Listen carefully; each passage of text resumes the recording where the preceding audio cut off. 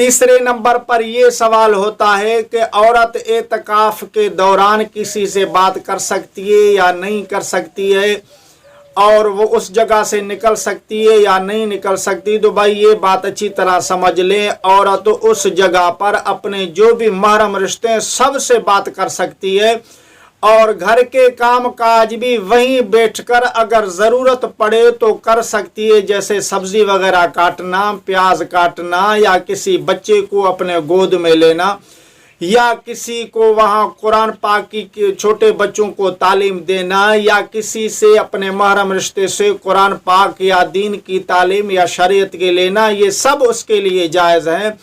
और हाजाते ज़रूरिया जो है, यानी जो इंसान के लिए ज़रूरी चीज़ें हैं जैसे पेशाब वगैरह है, वुज़ू है, तो इन चीज़ों के लिए उस जगह से निकल सकती है, लेकिन सिर्फ ज़रूरत के मुताबिक, ज़रूरत के अलावा निकलेगी तो इसका एतकाफ़ टूट जाएगा। अगर खाना वहाँ पर कोई पहुँचाने वाला नहीं है तो खाना उठाने के लिए भी वहाँ से उठ सकती है, खाएगी वहीं पर लेकिन उठा कर लाएगी। अगर बिलफर्ज कोई खाना पकाने वाला नहीं है तो ये औरत जाके खाना पका भी सकती है, लेकिन खाना पकाने तक या उठा कर लाने तक सिर्फ इजाज़त है। उससे ज़्यादा अगर बाहर बैठेगी और बातें करेगी तो फिर उसका एतकाफ़ टूट जाएगा।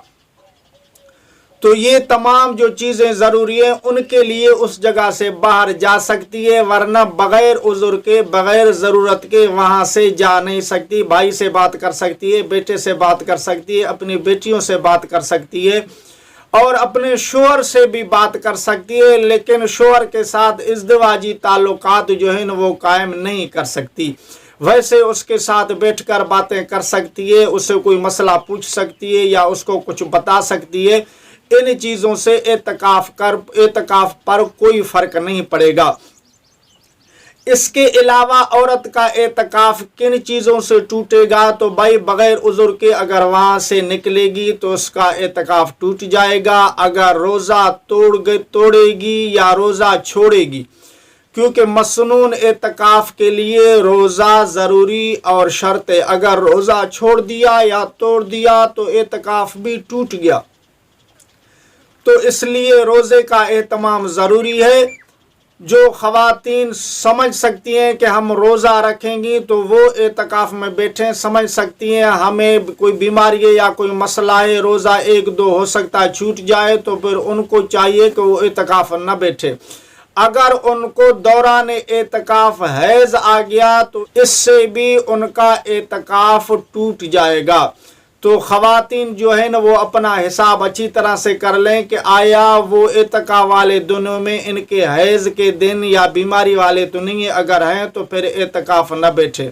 और उलमा ने लिखा है कि अगर शादीशुदा औरत है तो अपने खावंद से पूछ कर जो है ना फिर एतकाफ़ बैठे, ये बेहतर है। अगर खावंद इजाज़त नहीं देता तो फिर उसको नहीं बैठना चाहिए, क्योंकि एतकाफ़ बैठना फ़र्ज़ नहीं है। हो सकता है खावंद को कोई मजबूरी हो, कोई ज़रूरी काम हो। अब अगर औरत भी एतकाफ़ बैठ जाए तो फिर खावंद जो है ना वो क्या करेगा, इसलिए इजाज़त लेना ज़रूरी है।